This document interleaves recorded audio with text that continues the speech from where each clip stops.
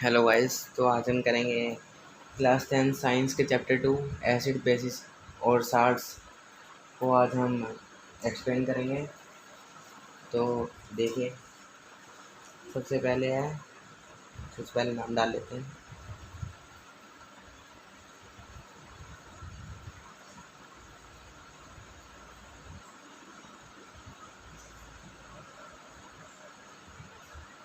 Acid basis and salts.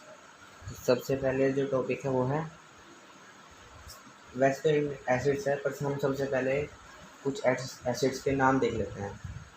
तो acids, first HCl। HCl पता है ना कहाँ प्रेजेंट होता है? हमारे स्टमक में। सेकेंड होता है H2SO4, third HNO3, fourth H3PO4, fifth क्या है हमारा CH3COOH। तो सबसे पहले वाला HCl क्या होता है? Hydrochloric acid.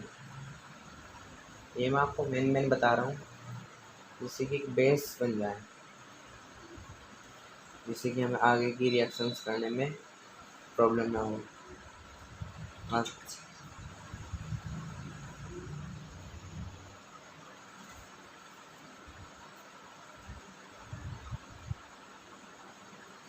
HNO3 क्या होता है? Nitric acid.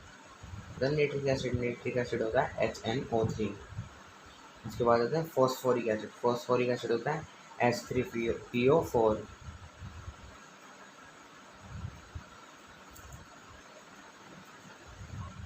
उसके बाद आता है CH3COOH।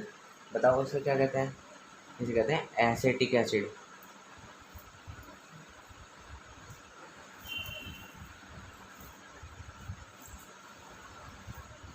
और लास्ट 6 क्या होता है? H2CO3। ये क्या होता है कार्बोनिक एसिड।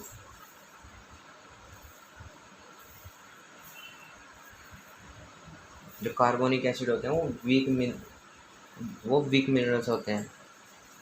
जैसे मिनरल्स होते हैं ना, ये सब मिनरल्स ऑफ अर्थ से मिलते हैं ना। तो ये जो कार्बोनिक एसिड होता है वो ओनली वीक मिनरल होता है। बाकी सारे तो देखो, जैसे HCl है, HCl बहुत ज़्यादा डेंजरस है ना। और HNO3 ये भी बहुत ज़्यादा डेंजरस है। सिर्फ यही बहुत ज़्यादा वीक होता है, वीक मिनरल। तो ठीक है, तो अब ये नाम याद कर लेना।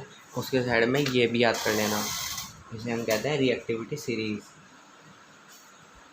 जिससे कि हमारे क्लास 10 में सारे रिएक्शंस वगैरह ज़्यादातर बनेंगे। सिर्फ इससे नहीं बनेंगे, तो बाहर से भी बन सकते हैं, पर ज़्यादातर इनसे बनेंगे ऑलमोस्ट। सबसे पहले आता है के, फिर potassium, sodium, calcium, magnesium, aluminium, zinc, iron, tin, lead, hydrogen.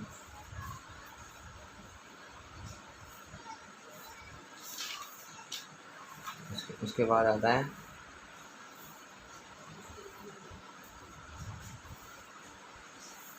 Hg, copper.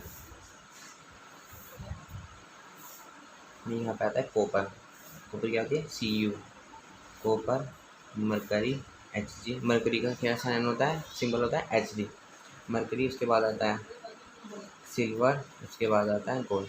आप किस सिल्वर को Ag क्यों लिखते हैं? इसका वैसे नाम होता है अर्जेंटेनियम। जैसे इनका भी अलग अलग होता है, जैसे आयरन का फेरिक एंड फेरस, ऐसे अलग अलग होता है। और ये हो गया। और सबसे पहले पोटेशियम की वैलेंसी 1, सोडियम की वैलेंसी 1, कैल्शियम की वैलेंसी 2, मैग्नीशियम की 2, एल्यूमिनियम की 3, जिंक की 2, फेरस और आयरन के 2 पार्ट होते हैं, फेरस एंड फेरिक। तो फेरस की होगी 2, फेरिक की होगी 3, और टिन की होगी। बाकी इनकी ज़्यादा जरूरी नहीं है, फिर भी आप इसके लिए लीजिए। कॉपर की होती है इसकी 1, इसकी 1, इसकी 2, इसकी 1, इसकी भी 2। ये वैलेंसी जो होती है याद कर लीजिएगा, ये हमारे आगे की जो वो होंगी रिएक्शंस होंगे उसमें बहुत ज़्यादा काम आएंगी। इसका मैं लिंक नीचे दे दूँगा, मतलब इसमें नीचे डाल दूँगा, उसमें से आप जाके स्क्रीनशॉट ले लीजिएगा। और तो हम सबसे पहले टॉपिक करते हैं, एसिड करेंगे बाद में। सबसे पहले हम करते हैं इंडिकेटर्स। इंडिकेटर्स सबसे पहले हम इसकी डेफिनेशन लिख देते हैं। Indicator is a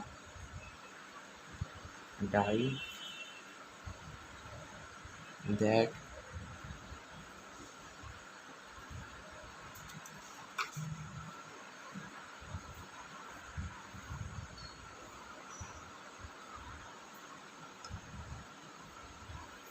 that change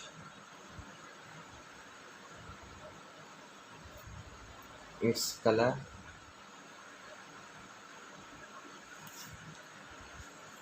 when put into a acid और जो इंडिकेटर्स हैं उसके बारे में आपने उसमें भी क्लास 7 8 में भी ये पढ़ा ही होगा। तो देखते हैं अब, तो जो इंडिकेटर्स होते हैं, इंडिकेटर्स सबसे पहले हम देखते हैं। इंडिकेटर्स होते हैं वो सब्सटेंसेस, मतलब वो सब्सटेंसेस जिन्हें हम अगर एसिड में डालेंगे तो वो अपना एसिड या फिर बेस में, दोनों में से किसी में भी डालेंगे तो अपना कलर चेंज करेगा। तो सबसे पहले इसके 2-3 एग्जांपल भी ले लेते हैं। Example first, litmus paper. Second हो गया हमारा मिथाइल ऑरेंज। मिथाइल ऑरेंज होता है एक, वो भी अपना जब एसिड में या फिर इसमें डाला जाता है, बेस में डाला जाता है, तो वो भी अपना कलर चेंज करता है। और तीसरा होता है फेनोल फैथलीन। लिटमस पेपर के बारे में आपने 7th क्लास में पढ़ा होगा, इनके बारे में आप अब पढ़ें। फेनोल फैथलीन। तो सबसे पहले हम देखते हैं litmus paper.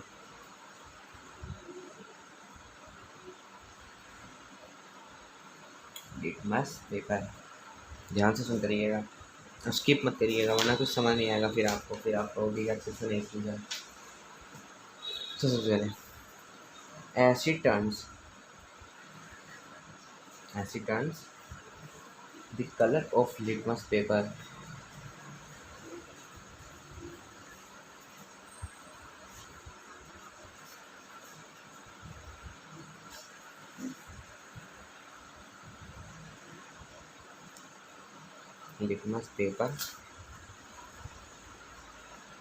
Blue to red. तो देखो, लिटमस पेपर भी 2 टाइप्स के होते हैं, एक होता है रेड लिटमस पेपर, एक होता है ब्लू लिटमस पेपर। जो ब्लू लिटमस पेपर होता है अगर हम उसे एसिड में डालेंगे तो वो रेड चेंज हो जाता है, और जो रेड लिटमस पेपर है अगर हम उसे बेस में डालेंगे तो वो ब्लू कलर का हो जाता है। जो अगर हमें बेस का पता लगाना है तो अगर हम ब्लू लिटमस को बेस में डालेंगे तो उसका कलर चेंज नहीं होगा, और अगर हम उसे एसिड में डालेंगे ब्लू लिटमस पेपर को तो उसका कलर हो जाएगा रेड। तो यही दे रखा है कि acid turns the colour of litmus paper blue to red, मतलब ब्लू लिटमस पेपर को जो एसिड होता है वो रेड कलर का बना देता है। ठीक है, सेकंड आता है बेस की तो कर लेते हैं। सबसे फर्स्ट एसिड क्या चेंज करता है, उसके बाद base turns the color of litmus paper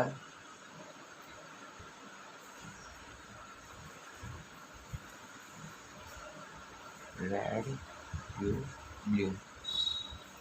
तो अगर हमें पता करना है कि वो जो चीज़ हमें दे रखी है, मतलब जो साल्ट हमें दे रखा है, मतलब जो कुछ भी हमें दे रखा है वो बेस है या फिर एसिड है, तो अगर हमें ये चेक करना है कि वो बेस है, तो अगर हम रेड लिटमस पेपर को, समझ रहे ना, रेड लिटमस पेपर को अगर हम बेस में डालेंगे तो उसका कलर हो जाएगा ब्लू।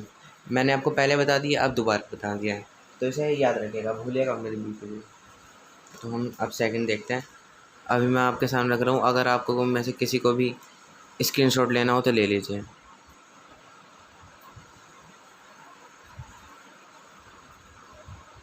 तो अब हम देखते हैं आगे।